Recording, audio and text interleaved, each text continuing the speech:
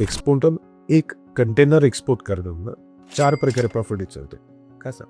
पहिलं प्रॉफिट तुम्ही वस्तू विकून घेता, जो तुम्ही 5-10%, 20% जो काय ठरवा.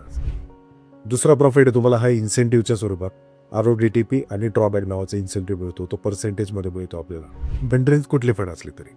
तिसरा प्रॉफिट येतो आपल्याला GST रिटर्न मिळतो. तुमच्या वस्तूला GST असं ठीक आहे, आपण इन्व्हॉइसमध्ये GST ॲड नाही करणार, तर त्याच्या पॅकेजिंगला, ट्रान्सपोर्टेशनला जो GST तो रिफंड येतो. पण कस्टमरला आपण GST टॉमिनल असलं पाहिजे तो ॲड करून टाकतो, ते पण 10-15 हजार रुपये प्रॉफिट. चौथा प्रॉफिट आहे तुम्ही फॉरेक्स ट्रेडिंगचे खूप सारे व्हिडिओ आहेत, दॅट इज इलिगल.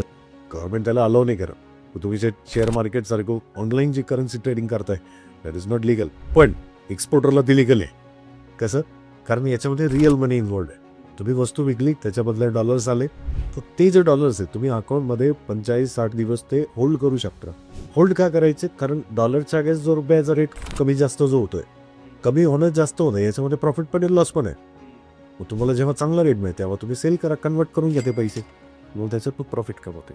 तुम्ही हे पहिले 3 जरी प्रॉफिट सोडले तरी जमता, याच्यातून पैसे मिळू शकतात. भाव पडला किंवा काही 10% माल खराब झाला म्हणून काही पैसे आले, पण इन्सेंटिव्ह सतत फिक्स होता मला, तो मला भर काढून दे. एक्सपोर्टर कधीच लॉसमध्ये नसतो, हे फक्त मार्केटला वेड्यात काढतं.